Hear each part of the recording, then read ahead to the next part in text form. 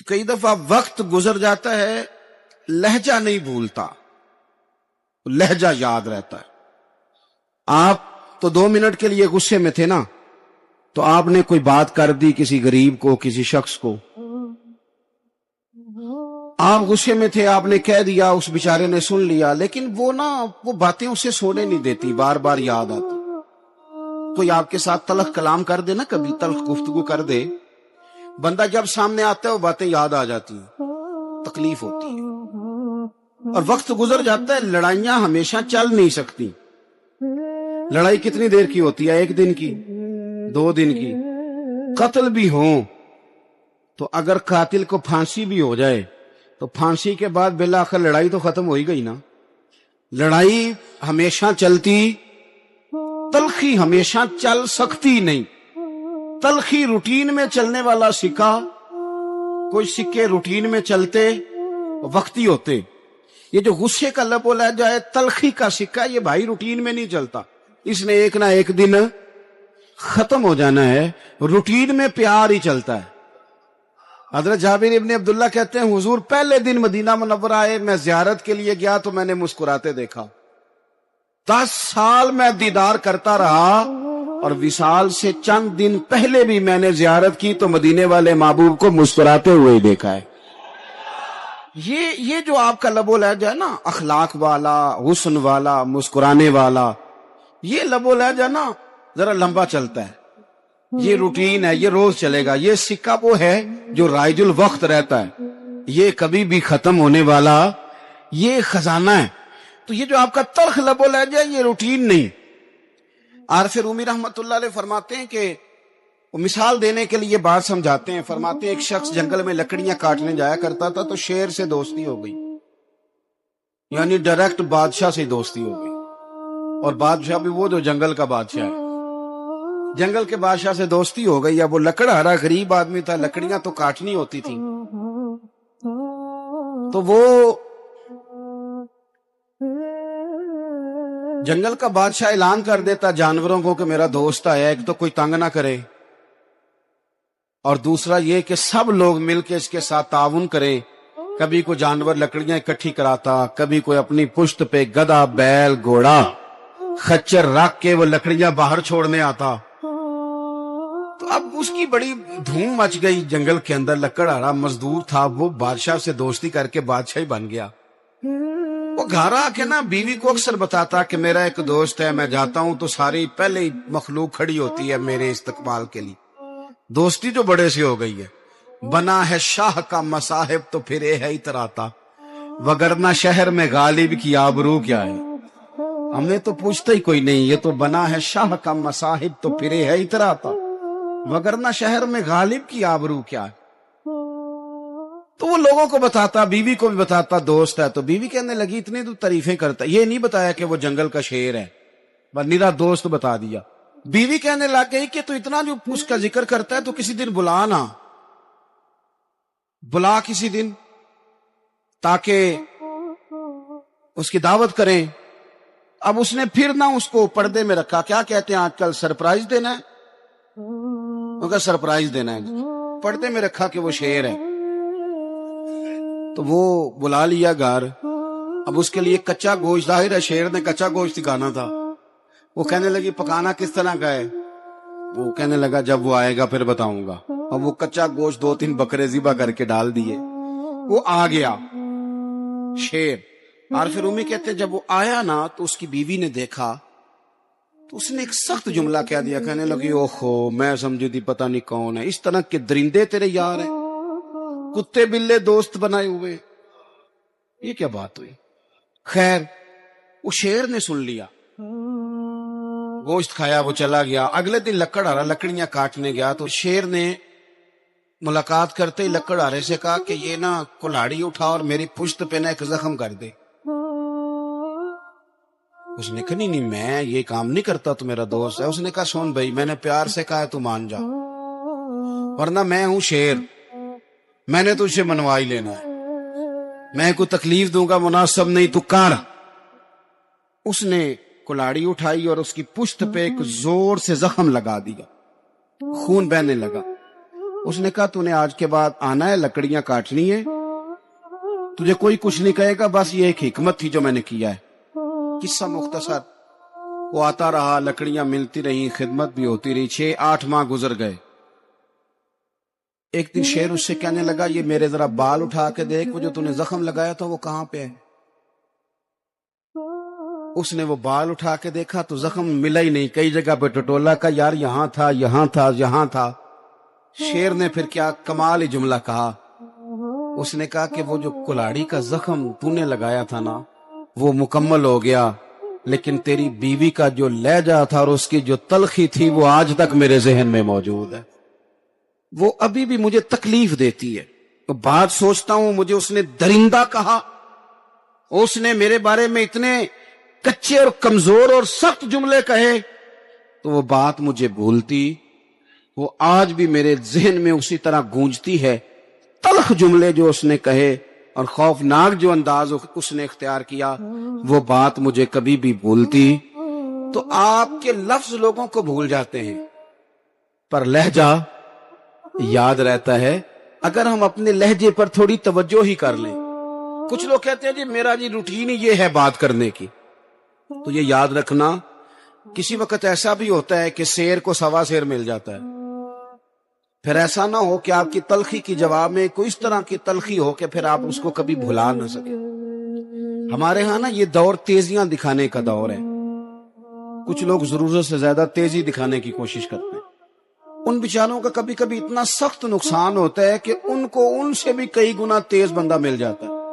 वो किसी ऐसी जगह जाके बेचारे उलझ जाते हैं जहां से वापसी का रास्ता नजर नहीं आता.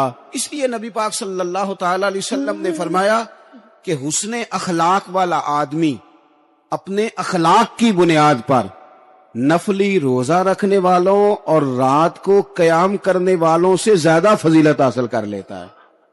इसलिए कि उसका अखलाक, उसका लबो लहजा, उसका अंदाज, उसकी गुफ्तगू, वो जो गुफ्तगू उसकी होती है वो इतनी मीठी होती है कि लोगों के दिल नहीं टूटते, बल्कि बाज़ औक़ात उसकी गुफ्तगू की वजह से जो गम ज़दा आदमी होता है उसे सुकून मिल जाता है, उसे तसल्ली. देखें, इंसान ने इंसान रहना है, उसने ना फरिश्ता बनना है माज़ अल्लाह, ना उसने खुदा बनना है, उसने इंसान रहना है.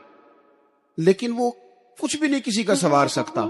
सिर्फ इतना है कि अगर आने वाले की वो सिर्फ अश्कशोई कर दे, बात तवज्जो से सुन ले और जाते वक्त 2 जुमले तसल्ली के बोल दे, और उसके जो बोल हों वो जरा मीठे हों.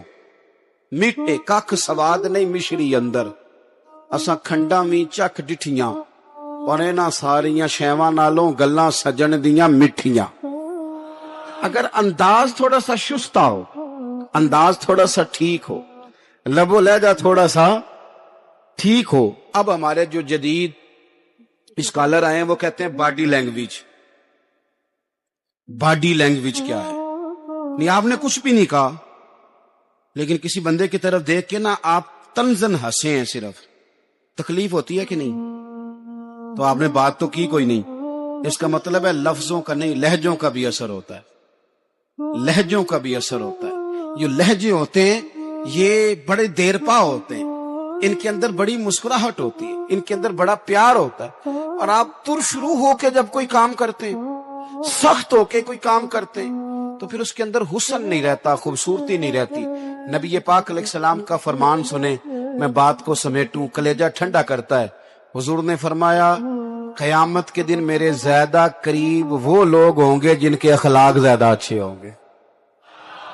उनको ना जरा नेड़े जगह मिलेगी, कुर्ब में जरा जगह मिलेगी. कुर्ब में असां जे हां गुनाहियां दा जदों आमाल नामा फरोल होवे, जर्रे जर्रे ने सामने आ जाने, जो जो मुंह थी बोलिया बोल होवे.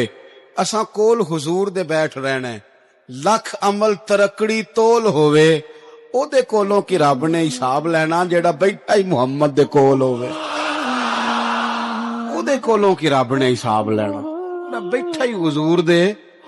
तो नबी पाक ने फरमाया, बैठ जाओगे मेरे करीब, पर शर्त है अखलाक अच्छा होना चाहिए, तुम्हारा लबो लहजा शुस्ता होना चाहिए. जगह नेड़े मिल जाएगी, नेड़े जगह मिल जाएगी, पर पहले आने वालों को नहीं. کوئی کہے میں پہلے گیا ہوں تو مل گئی، نہ اسے ملے گی جس کا اخلاق اچھا ہے، جس کا لب و لہجہ ٹھیک ہے، جس کا انداز فکر اچھا ہے. اور ان کا جواب پتھر سے دینا بھی چھوڑ دیں، بس تھوڑا سا اپنے سٹائل میں نرمی لائیں، انداز میں نرمی لائیں. کئی دفعہ آپ صحیح بات بھی کرتے ہیں لیکن وہ لہجہ ٹھیک نہیں نہ ہوتا تو صحیح بات بھی قابل قبول نہیں ہوتی. ویسے ایک بات عرض کروں، اگر روز کی بنیادوں پہ جس طرح آپ تھوڑی سی بات کرتے ہیں تو روز کرنی پڑتی ہے نا، روز کرنی پڑتی ہے. تو کوئی بھی آپ ڈاکٹر کے پاس جاتے ہیں تو وہ دوائی بتائے تو روز کھانی پڑتی ہے، پرہیز بتائے تو روز کرنا پڑتا ہے. تو تھوڑا سا نا لب و لہجے پہ بھی توجہ دیں. جس طرح منہ روز دھوتے ہیں نا، دھونا ہی پڑتا ہے، تو اسی طرح اگر تھوڑا سا لہجہ بھی دھونا شروع کر دینا. یہ جو لوگ آپ سے تھوڑا تھوڑا شکوہ کرتے ہیں تو اس نے کہا تھا کہ میرے لہجے میں غرور آیا تھا، اس کا حق تھا کہ وہ شکایت کرتا. تو کہیں تو ایسا ہے نا، کہیں تو کوئی تو بات بہو نے غلط کی ہے نا کہ ساس رو رہی ہے. کچھ تو ساس نے ایسا کہا ہے نا کہ بہو بیچاری کپڑے باندھ کے بچوں سمیت کہتی ہے گزارا نہیں ہوتا. کچھ تو ایسا بھائی آپ نے کہا ہے نا کہ کسی شخص کے من پسند روٹی پکی ہے پر وہ بیچارہ 3 دن سے کھا نہیں سکا. کوئی تو بات ایسی ہوئی ہے نا کہ سامنے والا تڑپ کے رویا ہے اور ہنسنا بھول گیا ہے. کچھ تو آپ نے کہا ہے نا، کچھ تو آپ نے کہا ہے نا کہ ایک آدمی تیار ہو گیا ہے کہ اب اس محلے میں رہوں گا ہی نہیں. کچھ تو ایسا ہوا ہے نا کہ لوگ پردیسی ہونے لگ گئے ہیں. کچھ تو ایسا ہوا ہے نا کہ سالوں بسنے والوں نے علاقے چھوڑ دیے ہیں. کچھ تو ہم ایسا تلخ کرتے ہیں کہ ہمارے اپنے پھر ٹھان لیتے ہیں کہ بس بھائی آج کے بعد تجھ سے ملنا نہیں. اس کا مطلب یہ ہے کہ تھوڑی دیر کا صرف لب و لہجے کا سخت ہونا اگر ہم ٹھیک کر لیں تو ہو سکتا ہے ہمارے دائیں بائیں والے بہت سارے لوگ سوکھ میں آ جائیں، پیار میں آ جائیں، ان کو تھوڑا اطمینان ہونے لگ جائے. تو میرے عزیز آپ بات کو یاد رکھیں گے کہ جو اخلاق ہے، آپ کا جو اخلاق ہے، جو آپ کا کردار ہے، وہ اپنی ایک خوبصورتی رکھتا ہے. اس لیے میرے نبی پاک صلی اللہ تعالی علیہ وآلہ وسلم نے فرمایا تم میں کامل مومن وہ ہے جس کا اخلاق زیادہ اچھا ہے. جو کہانیاں زیادہ سناتا ہے وہ نہیں، جو اپنی خدمات زیادہ بتاتا ہے وہ نہیں، جو باقی سب کی نفی کر کے کہتا ہے کہ دنیا میں کوئی بندہ ٹھیک نہیں صرف میں ٹھیک ہوں، وہ والا بندہ نہیں. بلکہ فرمایا جس بندے کا اخلاق زیادہ اچھا ہے. اخلاق دیکھیں، یہ جو آپ کا لہجہ ہوتا ہے نا، یہ بہت زیادہ اثرات مرتب کرتا ہے آپ کے گھر پہ بھی باہر بھی. آپ اگر اپنی گفتگو میں باڈی لینگویج کو تھوڑا سا اچھا رکھیں. کچھ لوگ ایسے ہوتے ہیں جو بات بڑی صحیح کرتے ہیں پر کچھ زیادہ ہی باتیں کرتے ہیں. تو وہ زیادہ باتیں کرنے کی وجہ سے ان کی جو صحیح باتیں ہوتی ہیں ان کا بھی وزن خراب ہو جاتا ہے، کیونکہ وہ زیادہ باتیں کرتے ہیں، ہر وقت بولتے ہیں، ہر وقت بات کرتے ہیں. تو جب وہ ٹھیک بات بھی کر رہے ہوں تب بھی ان کی بات کا لوگ اثر قبول نہیں کرتے. لیکن اگر ان کا لہجہ باوقار ہو، بات وہ تھوڑی کریں پر جتنی کریں ذرا سونی کر کے کریں، گفتگو میں خود بخود اثر پیدا ہو جائے گا، بات اچھی لگے گی. اخلاقی رویے اگر لوگوں کے زیادہ اچھے ہو جائیں، ایک تو مسکرانے کا بل کوئی نہیں آتا، اس کے پیسے کوئی نہیں لگتے، اور یہ بھی شکر ہے ابھی تک اس پر ٹیکس بھی کوئی نہیں، یہ بھی مقام تشکر ہے. تو اگر آپ بات کریں اور اس میں تھوڑی سی مٹھاس پیدا کر لیں، آپ تھوڑی سی بات میں نا مٹھاس. میرے ایک کلاس فیلو ہیں تو وہ تقریر کر رہے تھے اور میں سن رہا تھا، تو مجھے بعد میں کہنے لگے آپ تبصرہ کریں میں نے کیسی تقریر کی ہے. یہ ہوتا ہے نا جی، بعض اوقات دوست بیٹھتے ہیں بے تکلف تو کئی دفعہ کچھ باتیں ایسی ایک دوسرے کے ساتھ کرتے ہیں. تو مجھے کہنے لگے آپ بتائیں کہ میں بات کر رہا تھا تو کیسی تھی. تو میں نے کہا جب آپ بات کر رہے تھے تو میں ڈر رہا تھا، مجھے لگ رہا تھا کہیں آپ لڑ نہ پڑیں. بھئی آپ اطمینان سے بات کریں، آپ تسلی سے بات کریں، آپ خندہ پیشانی کے ساتھ بات کریں. میرے نبی پاک صلی اللہ تعالی علیہ وسلم نے فرمایا، مسلم شریف کی حدیث ہے، حضور فرماتے ہیں نیکی کو کبھی چھوٹا نہیں سمجھنا، نیکی کو حقیر نہیں سمجھنا. کچھ نہ ہو سکے تو اپنے بھائی سے مسکرا کے بات ہی کر لیا کرو. بات کرو تو تمہارے لہجے میں ترش روئی نہ ہو. بعض اوقات آپ تلخ بات کرتے ہیں آپ کا لہجہ تلخ ہوتا ہے تو آپ کی صحیح بات بھی قبول نہیں کی جاتی، لیکن اگر آپ کے لہجے میں مسکراہٹ ہو، آپ کے لہجے کے اندر خوبصورتی ہو، تو آپ کے اپنے بھی آپ کے بیگانے بھی سب کے سب آپ کی بات کو تسلی کے ساتھ سمجھنا وہ گوارا کریں گے۔ میں نے دیکھا ہے بہت سارے لوگ ایسے ہیں جن کے ساتھ لوگ آنا جانا ملنا بیٹھنا آہستہ آہستہ چھوڑ دیتے ہیں، اور وہ کس لیے چھوڑ دیتے ہیں؟ وہ ان کے رویے کی وجہ سے چھوڑ دیتے ہیں، ان کے انداز فکر کی وجہ سے چھوڑ دیتے ہیں، ان کے شکووں کی وجہ سے چھوڑ دیتے ہیں۔ مزاج ہوتا ہے نا ہمارا کہ ہمیں شوق ہوتا ہے تعلق زیادہ لوگوں کے ساتھ ہو، اور پھر یہ بھی شرط ہوتی ہے کہ میں جس کے پاس جاؤں وہ مجھے یہی کہے کہ تو میرے ساتھ ہی پیار کر۔ ایک صاحب مجھ سے کہنے لگے کہ یہ میں محفل کراتا ہوں، آپ بھی تشریف لائیں، اور میں 20 علماء کو بلا چکا ہوں، اور بڑے بڑے نامور نام انہوں نے میرے سامنے لیے۔ میں نے ان سے پوچھا کہ جو نام آپ نے لیے ہیں اور آپ کی تصویریں بھی ساتھ ہیں، میں الحمدللہ تسلیم کر گیا ہوں آپ کی بات کو، لیکن سوال میرا یہ تھا کہ کیا آپ نماز بھی پڑھتے ہیں؟ 21 علماء کو آپ نے بلایا یا 20 کو بلایا اور بڑے بڑوں کو بلایا، اور مجھے بھی آپ دعوت پیش کر رہے ہیں، تو نمازی بھی آپ ہیں، نمازی بھی ہیں؟ کہنے لگے آپ دعا کریں میں نماز پڑھنا شروع کر دوں۔ میں نے ان سے کہا خدا کے بندے، اب اگر تو کسی اور کو بتائے گا کہ 20 اتنے بڑے لوگوں سے میرا تعلق اور پڑھتا میں نماز بھی نہیں، تو لوگ کیا سوچیں گے کہ 21 مولوی مل کے بھی ایک بندے کو نمازی نہیں بنا سکے۔ تو آپ اپنے لب و لہجے سے صرف باتوں سے گرویدہ کسی کو کر لیں گے؟ آپ یہ دیکھیں کہ اخلاق کس طرح کا ہے، لہجہ کس طرح کا ہے، آپ کے بات کرنے کا انداز کتنا حسین ہے، اس لفظ کے اندر حسن کتنا زیادہ ہے۔ نبی پاک صلی اللہ علیہ وسلم بھی تبلیغ فرماتے، ہم بھی تبلیغ کرتے ہیں، میں اور آپ جب تبلیغ کرتے ہیں تو اس تبلیغ کے اندر شکوہ ہوتا ہے اور تنقید ہوتی ہے، اور بعض جگہ میں نے یہ بھی دیکھا ہے کہ طنز ہوتا ہے، طنز۔ ہم دوسرے کو دین کی دعوت رہے ہیں، لیکن ہمارے لب و لہجے سے طنز اور ترش روئی چھلکتی ہے۔ تو دولت کے پیچھے لگ گیا ہے، تو بالکل جاہل ہے، تو بالکل تیرے خاندان میں سے بھی کوئی نہیں ادھر آتا۔ آپ طنز کر رہے ہیں، آپ دعوت دین نہیں دے رہے۔ دعوت دین تو گلدستے میں رکھ کے پیش کی جاتی ہے، اس کی تو ایک خوبصورتی ہے، اس کا تو ایک حسن ہے، اس کی تو اپنی ایک جاذبیت ہے، اس کی اپنی ایک نورانیت ہے۔ صحابہ کرام علیہم رضوان فرماتے ہیں کہ حضرت سعد بن معاذ رضی اللہ تعالیٰ عنہ کا جنازہ تھا، اللہ کے پیارے محبوب صلی اللہ تعالیٰ علیہ وسلم نے جنازے کی امامت فرمائی، اور جنازے کی امامت کے بعد ابھی نہ قبر کے تیار ہونے میں کچھ ٹائم باقی تھا، تو حضور زمین پہ تشریف فرما ہوئے، لوگ قبر کی تیاری میں ہیں۔